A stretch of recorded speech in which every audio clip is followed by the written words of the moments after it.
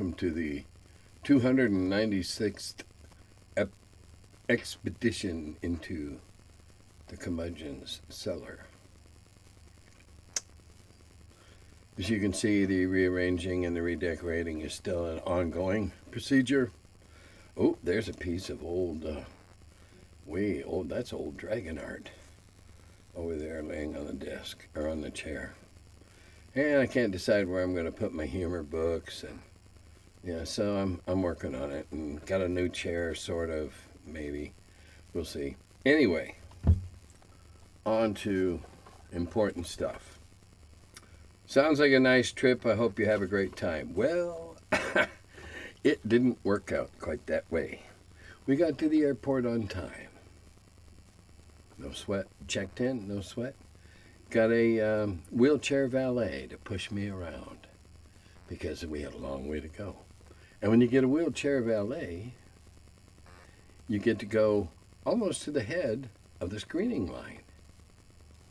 And I was okay with that too. And then I got the insulting, you don't have any artificial parts, do you? To which I said, no, missing a few, but what's left are all real. And went through, got down, sat down, waited for the plane. Waited for the plane, waited for the plane. Well, it seems there were a series of incidents with our plane. Right there in front of us, through the window while we were watching it. Someone spilled some fuel. And someone decided to do a burn-off. Whatever that is, apparently it's a normal procedure, except somehow the fumes got into the cabin, and the stewardess got ill and had to be taken to the hospital. And they weren't able to flush the fumes out of the cabin, so we couldn't fly in that plane. And the only other plane that they have there at that airport as a spare that is small enough to land in Key West was already in the shop for repairs, so the flight was canceled. Damn. We're not going to lose any money. In fact, we'll come out a little ahead. But it's still horribly, horribly frustrating. We have been planning that trip since October. I remember in 1982 or 3, I got a basic D&D for Christmas. I couldn't take in all the rules at once, so I read it twice and then wrote my own simplified rules. I don't think we played with these, but certainly the D&D rule set was a lot to take in for a 15-year-old. Yeah, and believe me, if you thought that was tough, you should have seen what came before, because it was written for experienced miniatures players, and unlike some claims, it was all there, just badly linked together. And I had to read it.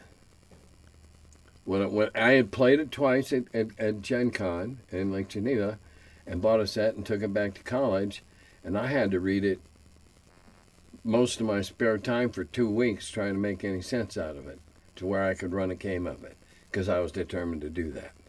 So, basic was better, believe me.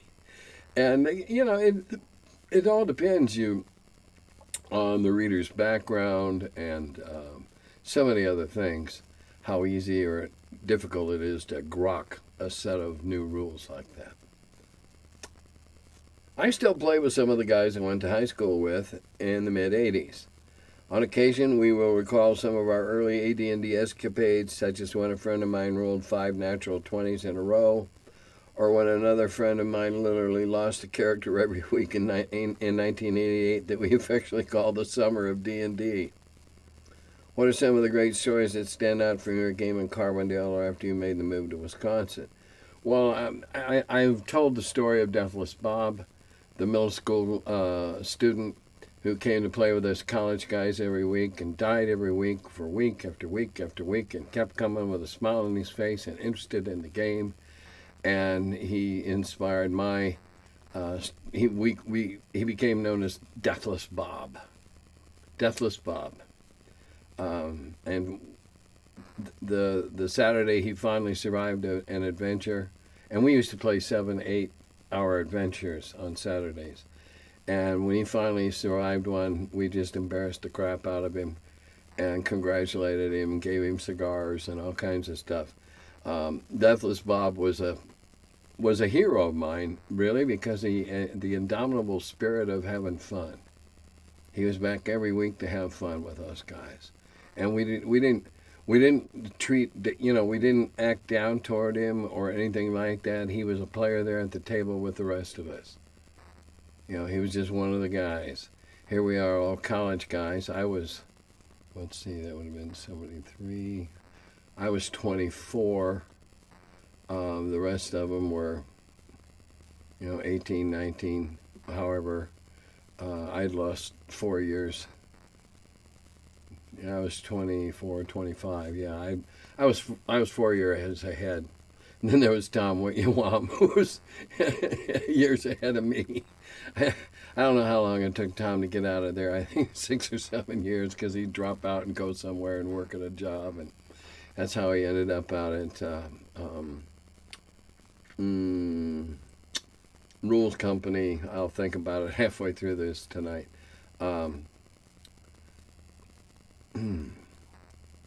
He wrote some good rules, minis rules, back in the early '70s. Guide on Games, yeah, that's where he was. Wrote a great set of Ironclad rules. Many moons ago, I had a conversation with Gary. Well, yeah, if he was still alive, that would have been many moons. About a few things on his Colonel Plato thread on N-World.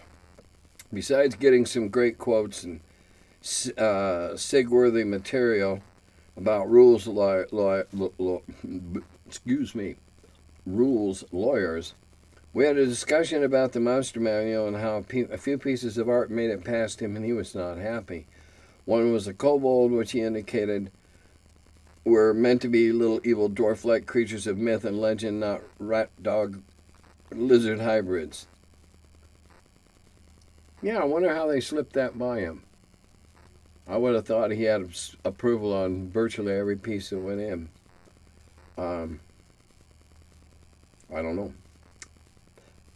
There was a response to that. I remember the exchange. That's basically recalled by the Holmes' basic description of them, perhaps the only addition to get it right. Yep. And another response I recall, I read that as well, but on a different forum, so I suspect Gary had addressed that multiple times. I'm sure he did. If it bugged him, I'm sure he responded to it every chance he got to bring it up.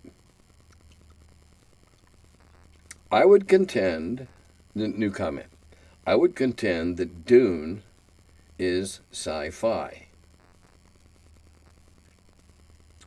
Because there's rocket ships? I would contend that the argument could be made that Dune is fantasy. Because, if you want to be a semantic nitpicker, it's all fantasy. Stuff that isn't real. But the spice and the trances and sensing the worms and all that. But anyway, I'm not here to pick the fight about it. I'm just saying that that's depending upon your definitions and how finely you cut with your scalpel, you could make a studied argument that it's fantasy.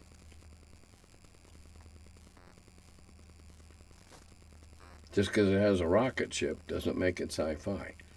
But I won't argue that it's I understand it's science fiction, considered to be science fiction. And it was accepted as science fiction, and that's fine. I also just like to argue. According to what I've been reading, D&D first went on sale in late January of '74. The exact date of the first sale is not known, but estimated to be on the 27th.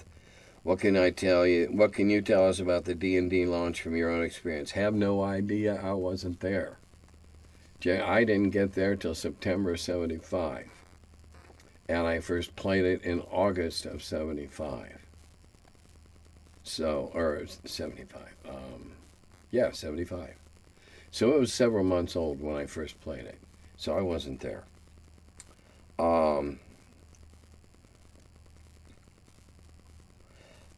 My only comment is, it's unfortunate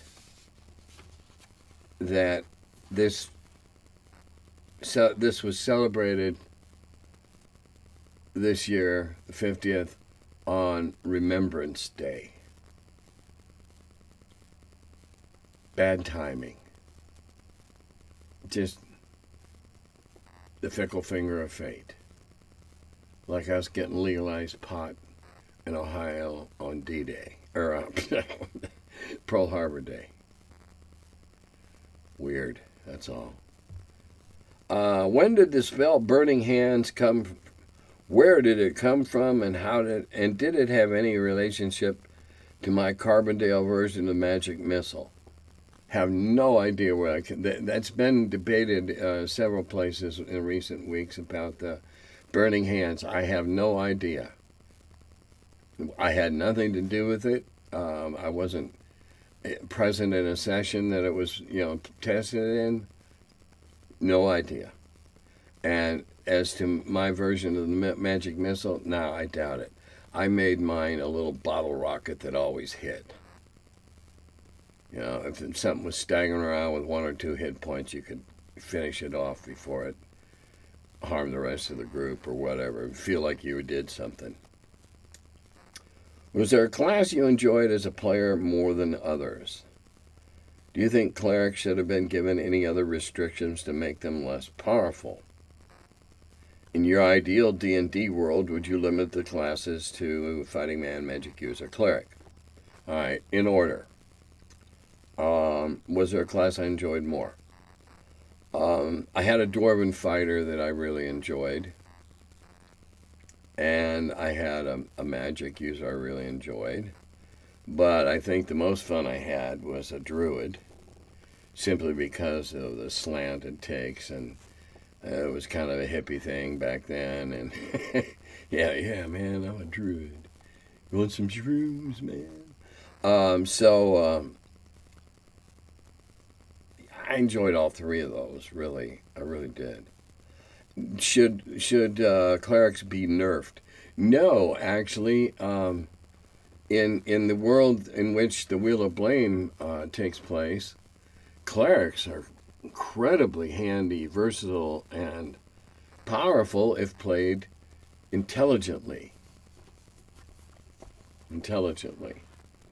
And would I limit the classes? Yes. However, I believe that, for instance, the Druid is a valid subclass of a cleric. It's a type of cleric. One Crusader, if you're going to give them a rigid code they got to live by and to follow their alignment and all that, it's a fighting man. But I don't want to hear, nobody talks about a Geas anymore, Geas, for those of you who may not be familiar with the term, because they haven't been used in years. A Geas is an enforcement, a curse, a stricture that you have to live by a certain code, or you must do certain things or whatever. Well, fine. You don't need all these multiple subclasses. Just say that this guy's under a Geas to be all these things. And then at some point, he can be released from the Geas and go another direction. Not another, fighter can't become a cleric. Well, he could if he wanted to take orders and go back to first level. But you catch my drift here, I hope. A zillion subcategories of player character classes is not my fun. Not my fun. Okay, we're going to get to hear from the high school group that we've been following.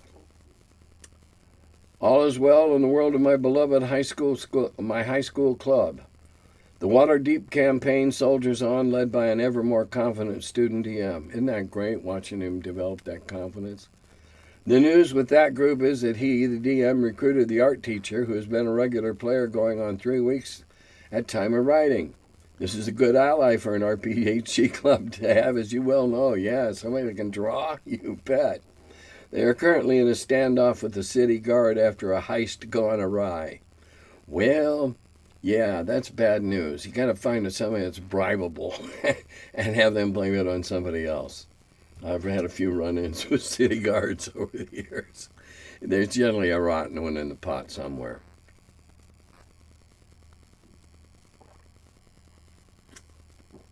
Pardon me. The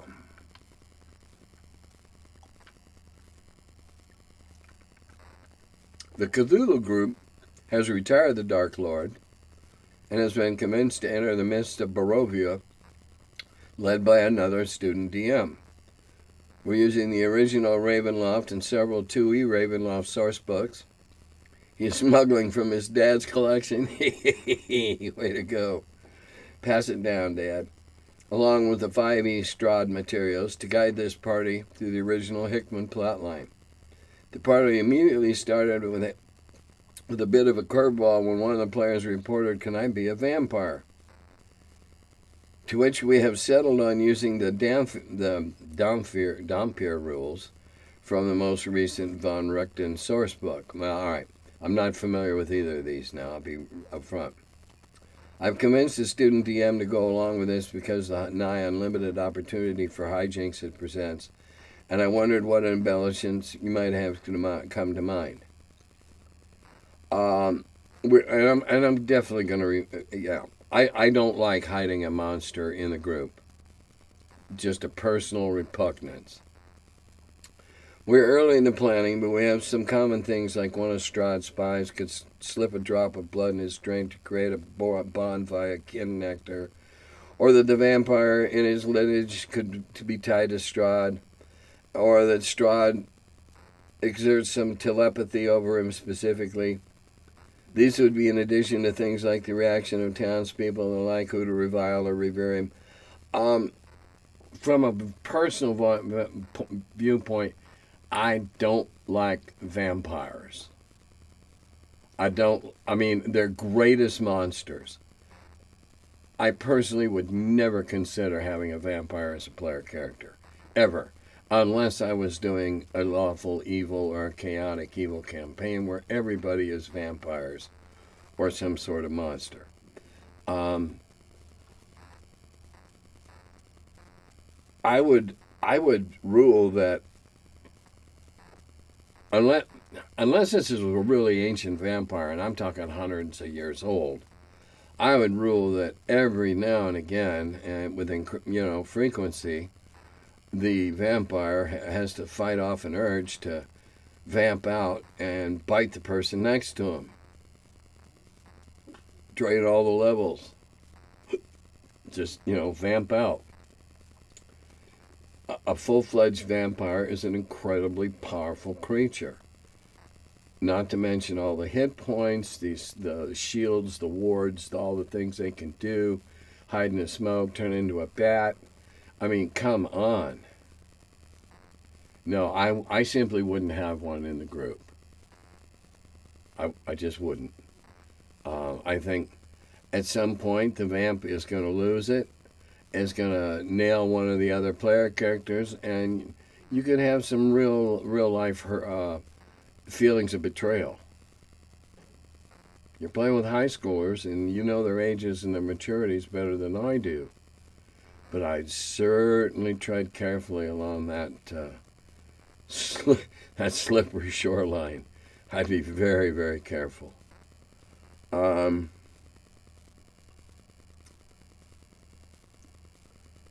Let's see. This is a very long question.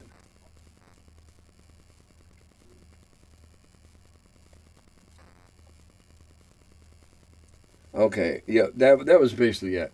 I don't know the Von Richten stuff. The Strahd. I know who Strahd is. Yeah, I know the book, etc. But no, I don't know the material in question, so I'm not really qualified to. I'm just aesthetically, I don't like the idea of a vampire as one of the players. Vampires gotta be vampires. Vampires gotta be vampires.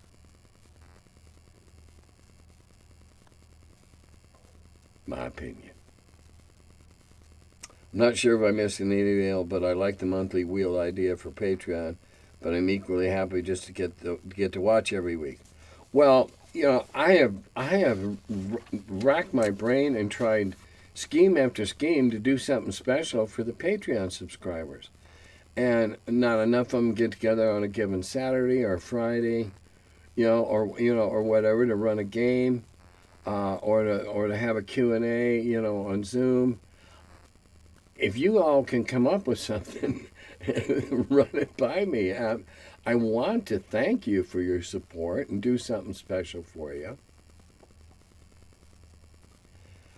Okay, now let's see. Let me make sure we're on this page, because I had okay. Yeah, I had some pages that only had a little stuff on it. All right.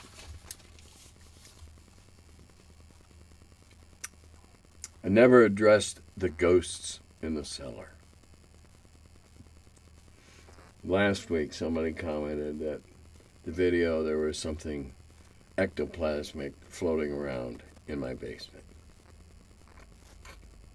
It gave me the time code, and I went and looked. And once I thought there was a sort of a green, transparent green, like a reflection that you would get off a bouncing light or something, off of something green. And I went back to look for it again. I didn't find it. I didn't find anything. So, that drew true comments. Since airborne household dust is composed mainly of dead skin, those were literally the ghosts of Tim past. And to which he responded, maybe, but I've never seen floaties in any of Tim's videos before, and those just seem to come out of nowhere. So I'm sticking with the belief that Castle Cask is haunted. Jesus Christ, no. I've raised my family here. We've loved this place. Love this house. No. Never haunted. I don't know what you thought you saw. If anybody else thought they did, it's odd, Okay. All right, I got three serious things to address now. First, there's controversy going on right now. Eric Tenkar has jumped up on his bandwagon and hollering about it, as are others, about our industry and our hobby. We basically eat our dead for fun. We purposely seek out reasons to argue, and we cancel for fun. All those things are true. They're all true. A prominent shrink lady from England wrote a paper about the gaming industry. This is after she'd been working with prisoners and doing shrinky things on prisoners and incels and stuff like that. She thought she'd go check this out, role-playing. And a very long paper piece. Took a half hour for several of my friends to read it, and they're not dumb. And concluded that we basically turn on ourselves at the drop of a hat, which I would have to say is true. We look for reasons to argue. Oh my God, look at any gaming-related Facebook posting or thread. People are arguing about punctuation, for Christ's sake, let alone anything real. So, we eat our dead for fun, and we cancel. And we do it consciously. Case in point, former WotC, canned, slandered, canceled, when some of the people that participated in the cancellation were interviewed by this shrinky lady. They say, yeah, we did it. Seemingly without remorse. And so now this individual's career is in the industry is basically ruined. He's filed 5 or 6 lawsuits and won all but one. And the one that he hasn't won has just been bouncing back and forth between appeals. Because he won it the first time and they appealed, and he won it again and they appealed.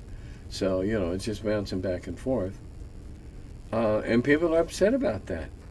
And then, to prove it all true, the threads discussing this devolved into nasty, just downright shitty behavior. Well, look in the mirror. If you're one of those that's on there all the time, I hope, it's my fervent hope that not too many of the people that watch that would qualify to fit into that category. I hope. But, you know, people are upset because they've had a mirror held up to them that it shows them, hey, yes, these are your faults, own them.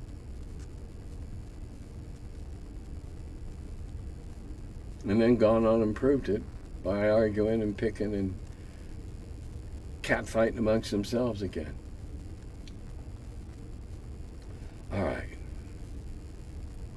The funniest rumor that's been racing around all week is that Hasbro's being sold to Tencent in China. No. It's funny how rumors get started. A company that WotC or Hasbro has worked with in the past simply asked if there was a chance that the D&D copyright was for sale. And they were told $1 billion. Well, they couldn't do it. So they went to Tencent, which is up the blanket of companies owned by each other. And for them it would have been peanuts. And they said, no thanks. So now there's rumors running around that the company Tencent is going to buy D&D from, and no, not true. Phony reporting, deep fake, whatever you want to call it, not happening. And once again, the industry got up on their high horses about selling to China and yada, yada, yada, yada. To which I personally think, so what? Sell to China. We'll just make a new game, call it by a different name here in the States, and we'll all play it. So what? They can't take away your knowledge of how to play. So what?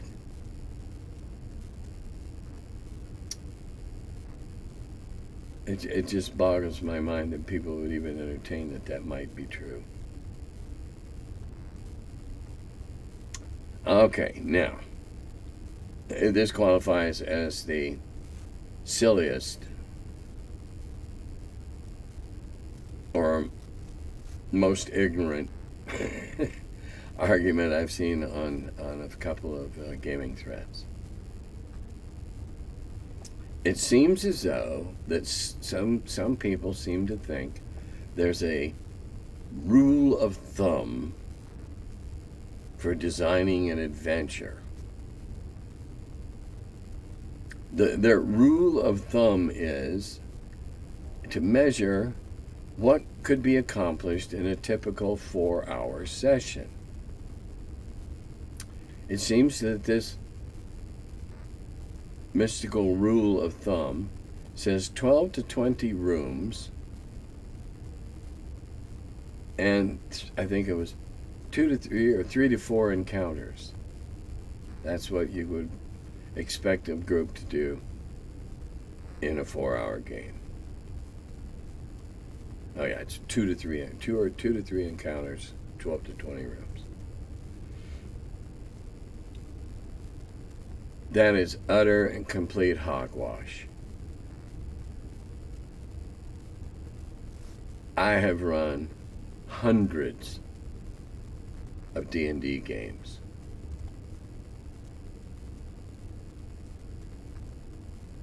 Many of them at conventions across a good swath of the country, at least east of the Rockies. All right? And there is no possible way to expect any given group, whether completely, hi, glad to meet you, guess we're going to adventure together, or people that have been playing for 20 months together, are going to hit an average like that. There is only one design structure, design rule that should be considered when you're writing an adventure, and that is hit point balance. If you say that your adventure is for levels 6 to 9,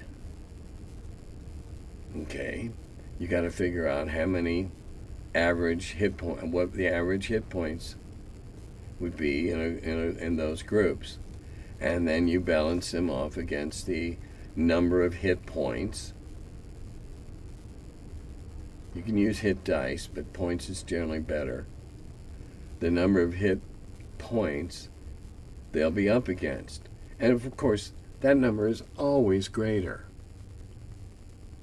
There should always be more bad guys than there are good guys. Great rewards require great risks to accomplish. That should be one of your primary concerns if you're thinking up an adventure. Now, you can write up wondrous prose describing your rooms and describing the corridors right down to the dust and the seams of the mortar holding the stones together. You cannot predict how many rooms. You define rooms. Is that your 20 by 20? Is that your throne room? I mean, okay. Let's go back to the giants. We're on giants tonight. Supposing you're exploring a ruined giant fortress high up the mountains. Those are big damn rooms. You're little people. It's going to take you a long time to explore those ruins and check under every piece of trash and detritus and, look under the seats for gum or whatever. You're looking at walls, doors. I have seen groups spend 5 full minutes coming into a consensus on going left, right, or ahead. It can happen. Even amongst groups that play a lot together, it can happen. To say that you're going to get through 12 rooms, even to say 12 rooms in 4 hours could be optimistic, depending upon the rooms, the distances between, the obstacles between, wandering monsters if you use those. So many variables. So many variables. The only valid balance rule is hit points. The player characters are bound to have fewer. The player characters have cures. They have spells. They have prayers. They can restore those. Most of the monsters don't. All right, and here again I'm using that word monsters generically, anything that's opposed to the will of the party. Okay, monsters. They could be pygmies. They're still monsters if they're opposed to the will of the party. Anyway, 2 to 3 encounters. Good grief. I've seen encounters that lasted 10 minutes or less. I've seen encounters that have drug on for 40 minutes. There are some editions that are so highly rigidly structured that a combat could take an hour. And, that's just not combat in 2 or 3 rooms, but you're bound to have combat along the way, again, the wandering monster, the bad chance, the circumstance, she triggered something, whatever you've designed. Now, this is all assuming that you know how to structure a good adventure. That's a good hook, good writing, ability to spin a tale behind the eyes type stuff. And it has a valid premise, or it's big, fat, juicy rewards of one kind or another, bragging that you did it, looting it, whatever. All those you have to have first.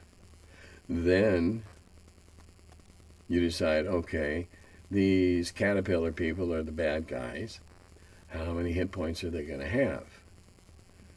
All right, because your average party of 6th to 9th level will possess an average number of hit points, and so you don't always know exactly. The only time you know exactly is when you're constructing a convention adventure, because then you know exactly what you'll have on your pre-gens. But to think that there's some rule of thumb about that, that's simply absurd. Simply absurd. Now, on the other side of this coin, I always like to be fair. Yes, you can, for the party that took 5 minutes deciding whether it was left, right, or center, you can have a party that goes in and seemingly looked at your map last night because they simply make every right turn. Every time they need to go left, they do. If they need to go, they just never get deviated. Blind luck. And okay, yeah, they'll get through a couple more places. But then something will slow them down. And as a DM, I hope you're not just letting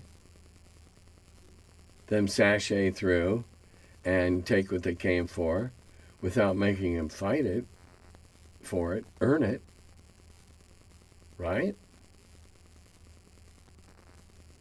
Whoever thought that that was some sort of design ethic or standards, so full of crap. I'm sure their eyes are brown. And no offense to those of you who do have brown eyes and that aren't full of crap. And before I get myself in any more trouble, I'll simply say, that's all I got. Dodata Govi.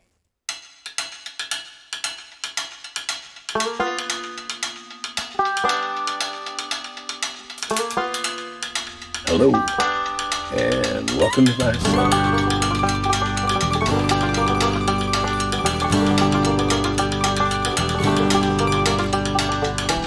The curmudgeon who wrote about the dungeons. Now he's the feller, live from the cellar.